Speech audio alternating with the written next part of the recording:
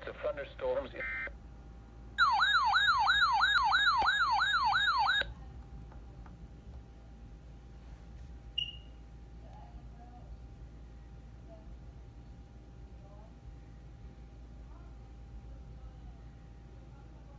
Weather Service in Brownsville has issued a severe thunderstorm warning for eastern Brooks County in deep South Texas until 7:30 p.m. Central Daylight Time.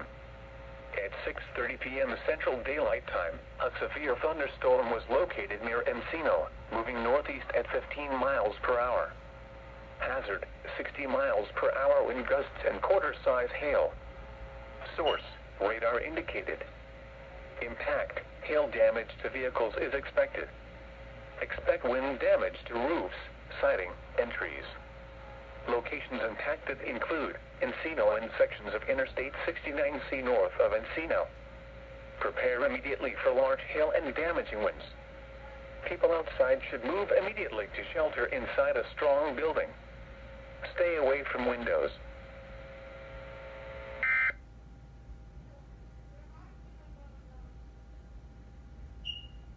Brownsville has issued a severe thunderstorm warning for eastern Brooks County in deep South Texas until